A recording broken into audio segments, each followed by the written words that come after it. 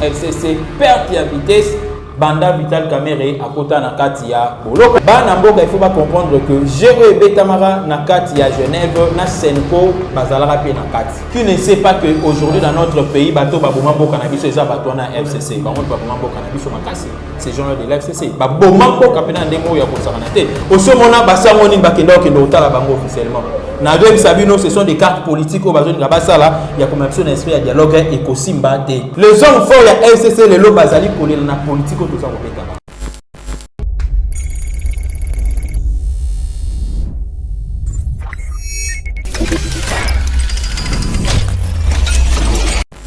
Mbote ya bala nyonso yeba TV bisika nyonso zo mibino matondo mingi bo na confiance bozo pesa yeba télévision toza toujours wana pour conseiller bino musala lelo to yambeli bino Gustave Gustave azali coordonnateur ya Azafati elongona ye to komeka kosola actualité politique coordonnateur ya FCC kendaki kotala Vital Kamerhe kuna na prison centrale ya Makala après avoir yeba senge ici wazalaki ancien vice-président soki na bosanité ya Seni. Il n'est pas qu'il faut rendre Vital Kamerhe visite.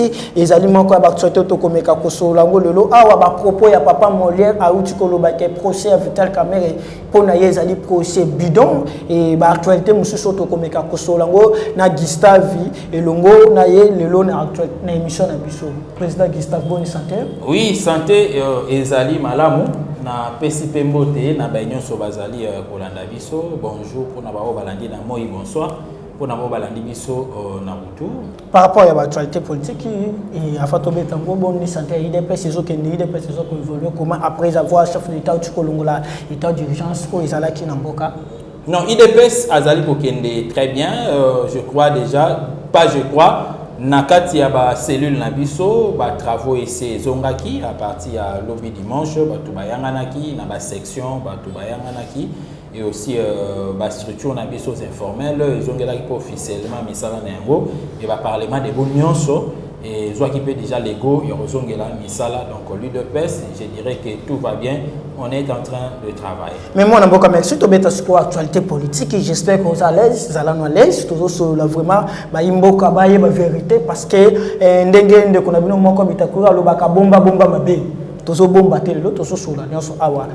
Après avoir abécholé, pour rendre visite par Vital Kamerhe, et le totu comme on a les sous que non mis ou tu que de côté la Vital Kamerhe parce que tous on a moi monté si tout le monde a qui non madame ya Vital Kamerhe Amida Chati maman Olive Azali madame moi si ancien chef de l'État qui est pour rendre visite tu sais comme on a ce qu'on lance ma série ya ba visite par Vital Kamerhe ko lance ma nyonso wana yo ko kolobani. Au moni Nakoloba, parce que je parle en tant que coordonnateur principal, il y a Association pour le soutien des actions de Félix Antoine Tshisekedi, ASBL. Kokende na bango, bon, d'abord en tant que Congolais, Ezali Mabete, Kokende ko rendre Mouto Azan à prison, visite, mais dans le cadre politique, ça sonne très mal, FCC perte à vitesse.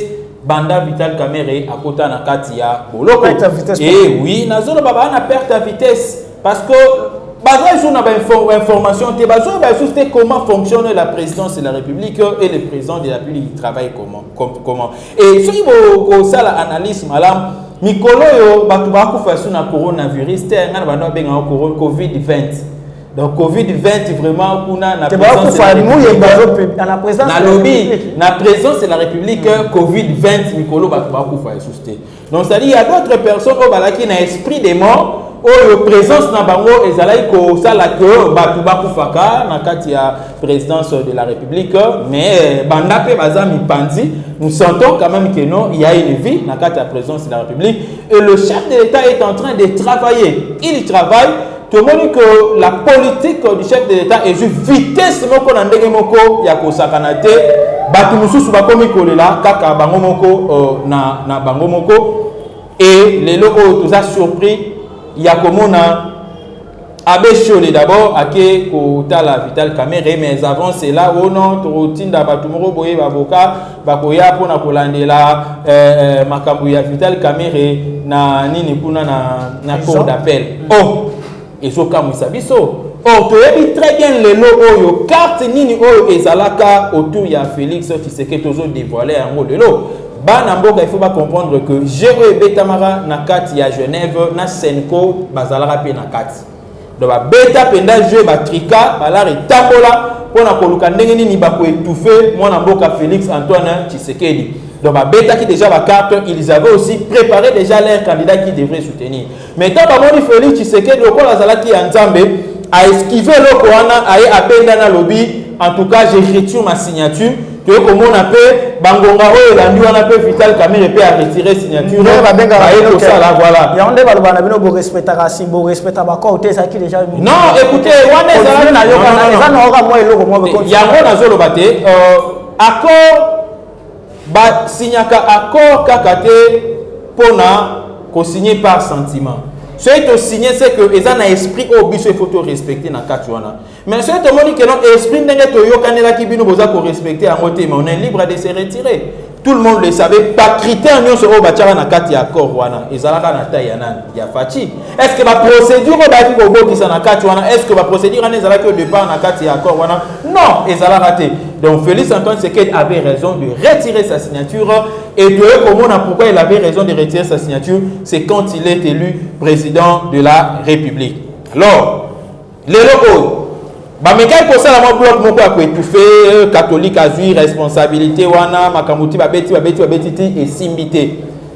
Batali ke simbité ba komi ko luka bon ça va ndenge ni toroyi ko luka moyen to songi sa batu mususu na kati ya nzela pour entoko na kati ya dialogue. Écoutez, les Congo ne doivent pas demeurer toujours na kati ya dialogue, il faut batika fati à ça la mandat na so il va lingi dialogue base la tant to ça la deux mandats bon ça va. Bon, on va dialoguer pour n'a pas fait sa mission 3e na 4e mandat. Là, on va dialoguer. Mais Nangonga Oyo, je vous le dis sincèrement, toutes les manœuvres au monde bazar au sala, on a toutes ces manœuvres dilatoires. Et allez à Koluka comment est-ce que tu aurais au côté na 4 ya dialogue. Un, na zoya bisao ya ngo fongo là parce que les élèves Oyo tango Chole Akenda kuna il a parlé avec Vital Kamere. A parlé qui m'a parlé. Ma solo ya dialogue wana. Et Basengezi, Némi Milania, parce qu'ils se sentent déjà coincés dans l'Iro Tozo Kende, sentent déjà que nous en tout cas, il faut j'arrive. Non, pas majorité, mais Batambola est dans la poignée, pas majorité. Batambola est dans la poignée. Batambola est dans la certaines personnes, certains cadres, il y a FCC, Babandai qui a des ligues sur les télévisions, non, ce n'est pas Félix qui dirige, c'est Kabila qui dirige. Mais les autant de marche, le monde entier, marche contre la dictature. Dictature à Félix Antoine Tshisekedi. Ils ont compris que c'est fatigué. Ils ont fait voir à l'opinion nationale et internationale que ce n'est pas Kabila qui dirige. C'est Félix Antoine qui dirige. Parce que moi, dans mon bal, a même une politique, il y a rouge Bordeaux. Il y a une politique moko. Oyo bayo ko kate oyo akotinda mutu na Lubumbashi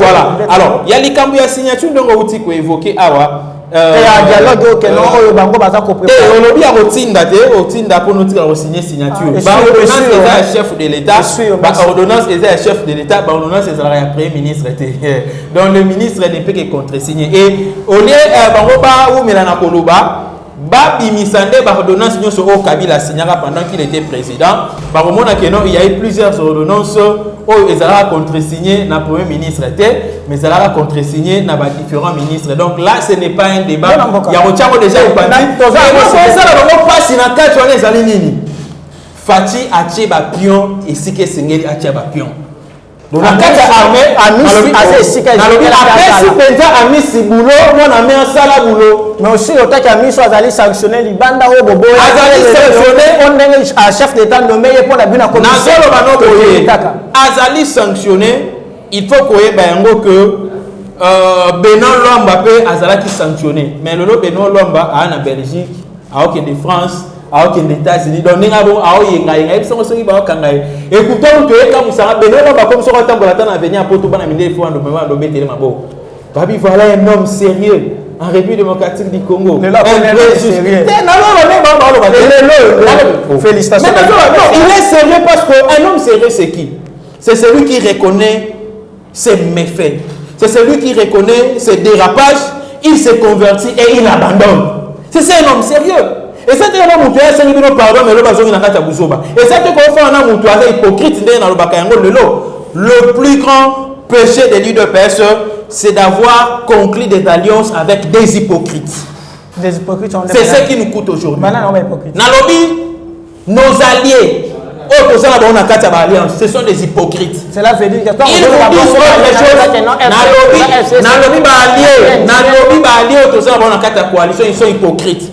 Ils sont aujourd'hui, les jours ils sont avec nous, les noirs ils sont de l'autre côté, le soir plutôt ils sont de l'autre côté pour concocter des mauvaises stratégies. Voilà le long des réseaux super bon parce que Fatia Zali Mwana Nzambe a coincé bango et tous les peuple congolais vous allez à CP là parce que calamité les choses vont encore bouger. Mais moi n'importe ni les autres déranger bino car ceux qui commandent que non membre moko ya FCC qui kota la Vital Kamerhe et mutu moko qui kota la Vital Kamerhe mais aussi l'autre coup que na baza ko aider bino na place ko bino boza na famille boza na kati na coalition bozo travailler ensemble bokenga ko rendre visite mais le jeu FCC so baza na ba na famille coalition mais baza ko rendre visite. Non écoutez bato ebele ba na boloko oyebi lelo senuko basango basali soni na kati ya mboka oyo basango basali soni ya kosaka na te nabi combien de gens oyo bazala arrêté na kati ya boloko wana tozwa ata bakaba Edi Kapende osomona sango nini nakende otala ye Edi Kapende osomona sango nini nakende Doli Makanazo rappelé alobi Doli Makambe osomona wana membre akuti ya FCC osomona un cadre officiel nakende otala ye vice-président na bango bauti okanga dernièrement wana Ari Magie asali ba magie kuna na boloko esimbite boloko mukamate osomoni bana ba ki otala ye ebele ya bana basi oyo ba violent inutilement na bana basi oyo ba mususu bakanga bango parce que bazalaka ba mama kingabwa et consort mais azamo na motion privilégié l'autre féminin osomona basango nini bakenda okenda otala bango officiellement na deux sabino ce sont des cartes politiques au bazoni ngabasala ya commission esprit ya dialogue et kosimba te nazo sabino ekosimba te kaka ndenge bangaki basala bi esprit ya ba république de Kivu ndenge simba kite wana ndenge pe ekosimba te parce que Fatia azali mwana ya Nzambe il est grand temps ya kolongola ba salité nyonso ekende totika na politique pure avec politique pure avec Félix Antoine Tshisekedi peuple congolais ACP là mais moi namboka par rapport à l'actualité où il y a Vital Kamerhe toi comme on a Mikolo eza koleko entre rapprochement mais besoin salama entre MLC la Muka parce que kolani sama ba jour te ki koleka Kamerhe azala ki tellement clair ko boya chef de l'État mais Mikolo to moni Kamerhe a quitté 6 mois dose a komi kolobaka asengi pardon to yo komona susu bemba interdit batu na chaîne na ye ba finga sous chef de l'État et même kolani sama ba di o ambassadeur ya États-Unis on tay kolobaka na kutana na mona mboka bemba ba solo là et comme si que bemba la muka baza ko kende rapprochement pas vete et pas cash na chef de l'État et comme si le col sous INC aza ko kende côté ya FCC nazo loba na yo boye INC ko kende na ngambu ya FCC c'est la politique, ça ne va rien changer parce que Fati reste toujours présent. Ça ne va rien changer parce que c'est la politique, Fati reste toujours présent de la République. Et nan ebiso que non batunyo so INC, so ki Vital Kamerhe bokende na ngambu ya FCC batunyo so no baya kuna kata FCC. Tu ne sais pas que aujourd'hui dans notre pays bato baboma boka na biso eza bato na FCC, ba monte baboma boka na biso makasi. Ces gens de l'FCC, baboma boka pena ndemo ya ko sakana te. Mais lelo o so ki biso to ndimaka to sa ba coalition, on avait fait une coalition de cœur. Mais on a compris que bango bayaki na coalition d'esprit, c'est-à-dire de tête, voilà, des pensées plutôt. Mais biso to yaki na coalition moko de cœur. Donc toujours mutema na biso sototie on a pardonné. Mais bon bayaki na ba calcul avec bandai ko beta na kati ya mitu na bango. Ce qui le rapprochement au Salama avec la Mouka, avec MLC, avec Nini, c'est un terrain politique. Les alliances, les alliances se font et se défont. Et l'autre plus te reprochera à MLC et à la manque de sérieuxité. Vous comprenez un peu? La sérieuxité. Le lot mona bango awa le bo mona bango kuna. Mais ce tobi total na gestion en boka na biso ndenge salama bato basaka plus dangereux na gestion en boka na biso ce sont les gens du FCC et à 60% les gens du peut perdre bato ba gérer mabe na kati en boka na biso oyo. FCC plutôt UNIC ce qu'a retrouvé mieux à Kokende, mais je vous dis, bah député na bango Mikole Outi Koleka na ba membre na bango ba yaki okuta na prison a Ijama Kabunda Kabun ba sola comment est-ce que ba koki kopé ça sous sens na coalition na biso cash ba na ko structurer on ndenge bango ba sala ki ba proposition on est en train d'observer mais là on a joué biso kaka que Oliva Kendai Kotala Amida ba Sengezi aki Kotala Vital Kamerhe Mouilania à qui la Vital Kamerhe. Quand vous voyez Mouilania, vous voyez Joseph Kabila. Donc on doit dire que c'est Joseph Kabila qui est allé rendre visite à Vital Kamerhe. Ezali péché sur l'aspect social, ok? Mais sur l'aspect purement politique, c'est un péché. C'est un péché, pourquoi? Parce qu'on a période au Makamboué qui est comment ça évolue. Et l'UNC a fait montre, il y a certaines réserves. Je donne un exemple. Pour lancer ma marche belé à Yarossa, la UNC n'a pas participé. Mais à notre surprise, l'UNC a organisé la marche le même jour que le FCC. Vous voyez un peu? Nous sommes des fins politiciens. Pas pour sortir. Nakatsa Congo, quand on parle des politiciens, c'est lui de pèse.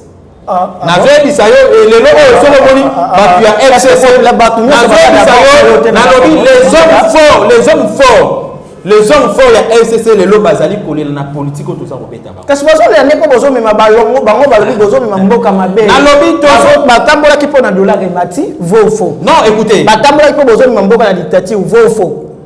Faux parce que wana mboka na dictature té, dollar et mati impact il y a dollar comme ta ezali la mauvaise gestion il y a gouvernement na bisoté. Wana na ina FCC local boso. Ezali sur base de la pandémie, il y a Covid-19, eux, ils ont perturbé l'économie mondiale. Et quand les gens veulent, je dirais, singulariser la situation, et si la République démocratique du Congo, tout va ça la erreur rebelle, puis va ça la qui monte mamabe. Kende na Angola, à dollar et maintenant à combien? Angola balongo na 36 000 kwanza, le 100 dollars est comme à 80 000 kwanza. Vous comprenez donc? Il y a eu au moins 50 000. Ok, na Angola, plutôt na Zambie, c'est la même chose. Tant que les pays n'y sont pas dépendants de la monnaie étrangère. Dollar, plutôt inflation et salami, et puis la monnaie locale est comme une dépréciation. C'est le choc économique mondial. Et donc, si on a pour expliquer, on comprendre la réalité. Non, c'est Fatim Tamati dollar. Non, c'est une situation mondiale. Même les États-Unis, même en France, en Chine, merci beaucoup, Nayo. Merci beaucoup, notre côté na deuxième sujet. Merci beaucoup, na Maman Lumière, Oyazaliwana, Lumière, Oyazawana. Merci beaucoup, na Maman Lumière, Bato Bazako Kamba, Akaji, ONG, Oyazako Sala, Fierté, Nambo, Canabiso, Bazana, pour sa soutien. Merci, Nabino Tozo, de la conférence, Bozako lancé pour l'intérêt de la jeunesse mobile congolaise, pour que Bazala Baye, Bakoza la former, Namakambo Moussou.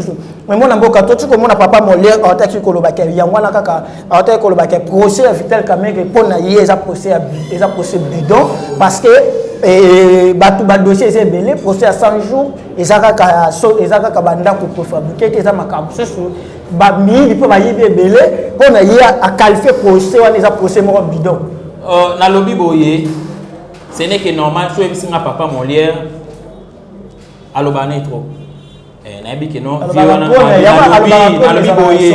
le vieux d'abord à l'obato parce que ça d'abord Sony à Kosa n'a pas congolais que non yazala mutua FCCT mais il y a comme on a réellement que non azala mutua FCC à Kosa il faut d'abord on a Sony. Vous comprenez un peu ce tobito qui n'est na logique il y a la parole responsable il n'est pas responsable n'engaza bon parce que ça Kosa biso na bamboko ba puis solo penda va réfléchir ça ka alingaka démissionner puis alingasa mutua 5 peuple pardon pas le barali sous-souté kolobako dossier à Vital Kamerhe ezali dossier moko bidon. Je ne crois pas que lui c'est un juriste. Il n'est pas juriste. Lui là qui parle là.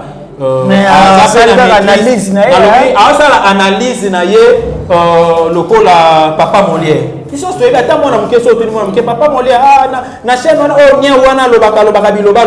Comprenez un peu on nia wana lobaka biloba même pas na muke ba ye. Comprenez un peu. Donc quant à moi Kolobanaye et qu'on change rien à pareil judiciaire Yambo Kanabiso. Mais sauf que les gens doivent comprendre. Maintenant, on sait que Nabatu va faire la émission de droit beaucoup plus na télévision. Ça vraiment la leçon il y a procédure pénale. Vous comprenez un peu? Procédure pénale, ça va leçon définir chaque infraction n'a pas élément constitutif. Parce que les gens pensent que l'infraction et ça n'a même éléments constitutifs. Non! Viol et ça n'a pas élément où il a réellement que non, il y a eu viol. Homicide volontaire et ça n'a pas élément. Crime contre l'humanité et ça n'a pas élément. Crime de guerre et ça n'a pas élément. Tentation à la pudeur et ça n'a pas élément. Ok, na vol simple et ça n'a pas élément constitutif. Injure public et ça n'a pas élément constitutif. Ce n'est pas dit que non, le corps à côté c'est un injure public. Il faut Moutoua Kosamba a présenté le même moyen de preuve que Ndenge Moutoua a sali homicide. Non, tout a été déjà réglé par cette notion où il y a procédure pénale, tout a été déjà réglé.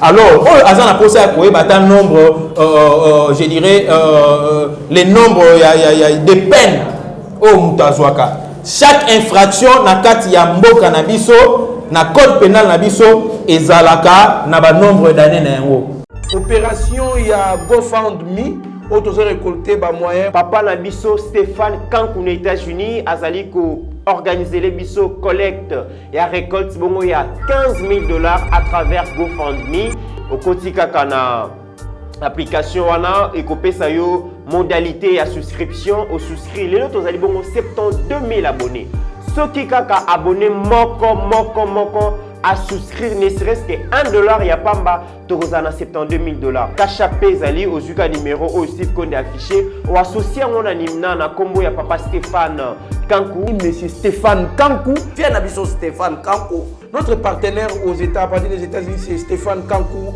Cash App, vous contribuez à combat Stéphane Kankou. Directement, couper sans possibilité, il y a qu'à souscrire bon on a yo, Western Union Ezali, Manigram Ezali, M-Pesa, Tigo Cash, Airtel Money. GoFundMe, vous contribuer pour la Yeba TV en tout cas et vous allez bien pour te servir bino.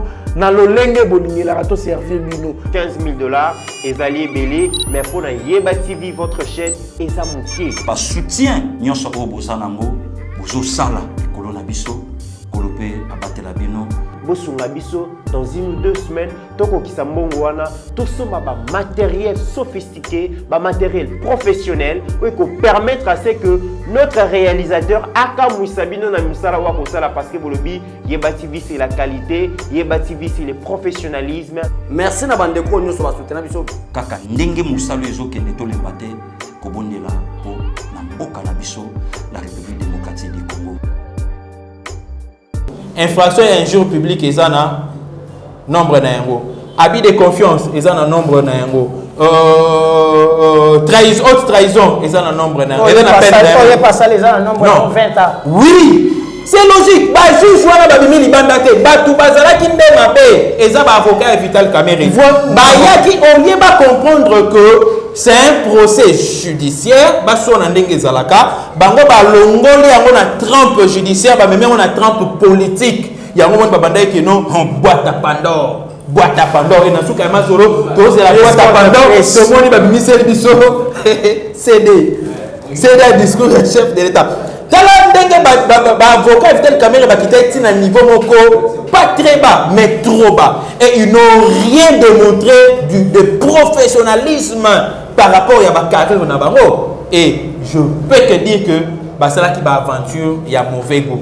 Donc les locaux, les procès à caméra, na État infraction, il y a détournement. Parce que ce qu'on continue la définition infraction et détournement, tant que pour expliquer, l'objet que c'est qui caractère que non, mouton a détourné des bakouté et canabilo qu'on a na poche. Le détournement peut faire partie de tout un réseau. Na kata réseau, on a j'arrive laisse moi na kendo. So c'est comme le kola mutala muka boné, vous allez mutala muka tédié. parce que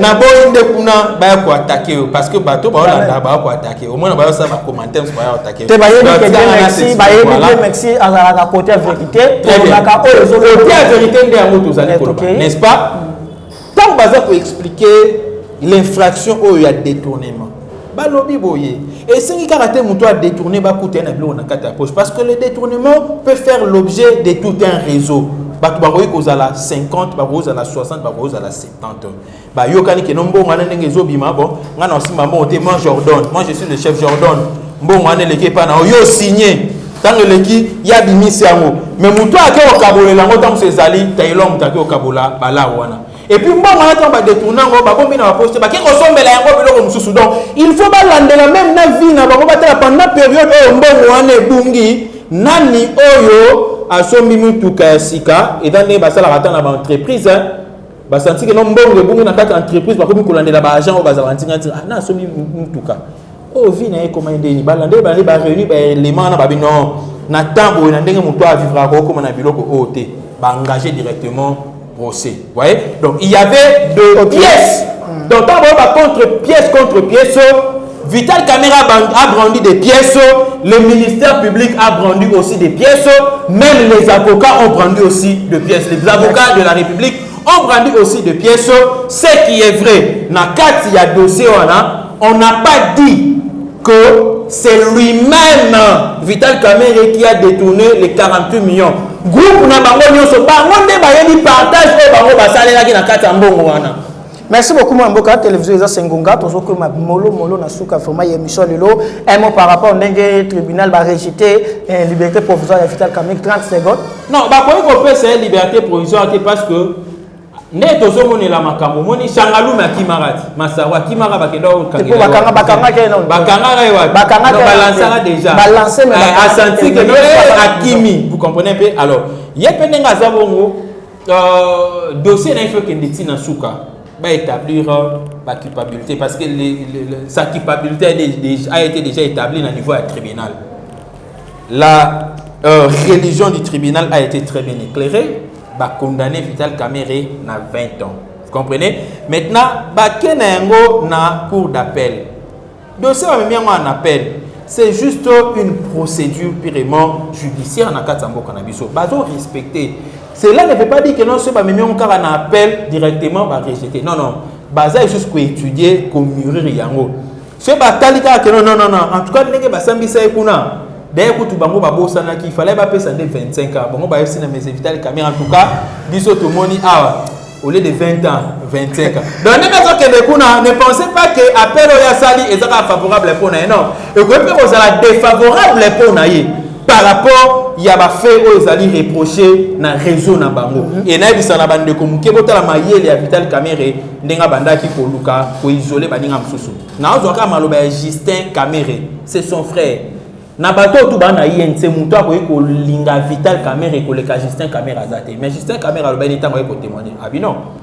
Tango to solo la na o etali ba maison préfabriquée. Bande comme sous na ba la été. To ala ka ngai nande ko na biso o ya UNC. To ala ka misa na Vital Caméra. C'est-à-dire il avait isolé les autres. Même à tant que Singaï Bakuta na Jamal, Balaika Bango, c'est une carte qui avait été très bien planifiée. Alors le logo Bakbamo na mutema passe pour parce que les militaires fallait pas bénéficier na banda kuna bangoti, le logo na bénéficier na banda kuna bangote. Et nzamba za malam parce qu'à permettre tout et bango malam.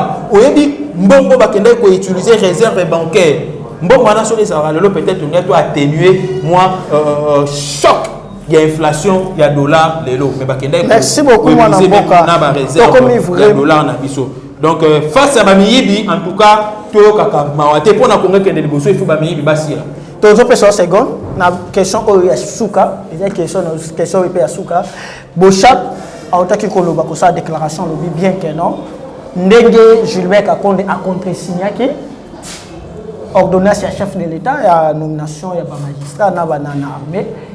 Ce qui le lopé chef de l'état Bibi Libanda président et Sénat a remplacé. Ce qui n'a même en français, si, c'est une supposition. Bon. Tango, c'est une alors, ce n'est pas une supposition. ndenge constitution lobi selon lié article 75 président Sénat Moutonzo Ibonga. Bon, Nayebi Bochab Malamu, c'est un bon juriste, ok? Mais Biloka Lobiwana, c'est un langage politique qui n'a rien à voir avec la Constitution. Attention, l'intérim, il y a chef de l'État, ils ont démonté l'intérim, il y a ministre, il y a l'administration, l'intérim, il y a chef de l'État, ils ont moutoute moutarosé, il faut qu'ils aient Kamoko. Donc le cas là qui confirme réellement que on doit passer à l'intérim. Soit le chef de l'État n'est plus président de la République par rapport à la violation Moko, par rapport à la destitution. Directement on passe à l'intérim. Soit le chef de l'État, vous comprenez, est malade, gravement malade, a senti que nos malades ont la passe à informer l'Assemblée nationale. Et puis, conformité, il y a respect, il y a constitution. Mon intérim doit être fait plutôt par le président, il y a Sénat. On y avance. Mais quand le chef de l'État a zobima que de rosala ba makambu na yo ebisanga isiko, bocha ba ebisanga yi. Chef de l'État bimi. Signature Oyo Alexis Tambo Mamba, parce qu'il parle d'Alexis Tambo Mamba. Signature Alexis Tambo Mamba, quoi, pour dire ordonnance présidentielle aux la signature, parce que les ordonnances sont les ordonnances du président de la République. Alors, on tient la mouapi. Soit le chef de l'État, il y a ordonnance, il y a ordonnance. À côté, pour tourner, soit conférer pouvoir, na directeur, il y a cabinet, parce que le chef de l'État, c'est une institution. À quoi il collègue pouvoir na ici na directeur ya cabinet traiter ba affaire boyer traiter ba affaire boyer traiter ba affaire boyer. Donc et là ko bocha ba lobi na yemo ko yebi on ya lobi na que c'est un langage politique et ezali film ou bazui na ndemo sarnate politique et lobeli na lobby sina baba ba o ba lobagate na bato bakana ba lobagate na kata FCC lelo ba lobby pour la politique, il y a pas de la caméra, pesa message na on a ba landio nyo solo na émission lelo, ba message nous ko lancer na bande ko nyo so ba landio lelo na Yeba TV. Bande ko nyo so ba laninga lelo na Yeba TV, na ibisi ba moka que non, on est là, on est en train de travailler. Ça boulot na kitoko, toko CP là, tout le monde a un sentiment épidermique. Tout le monde a un sentiment penda oh non, mutu a province na biso, mutu anini non. Tout le monde a battu la province et belé, ça là l'autre. On a appelé cet exemple Mobutu. Qu'est-ce que Mobutu a fait? Qu'est-ce que Mobutu a fait dans l'Équateur? Mambenga, ça là rien, m'a régné 32 ans au pouvoir. Vous comprenez un peu? On a appelé cet exemple Moussoussou.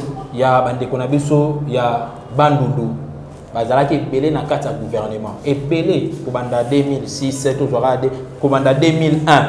Tomati na bango titi na 2018. Bazala qui est belé dans le pouvoir. Qu'est-ce qu'ils ont fait? Vous comprenez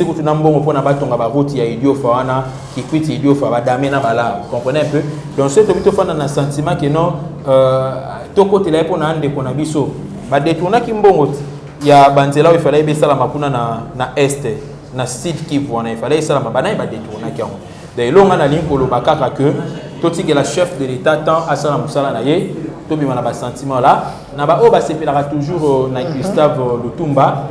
Phone et ça va bien, plus 243 89 457 et 33 88 plus 243 989 703 à la fin.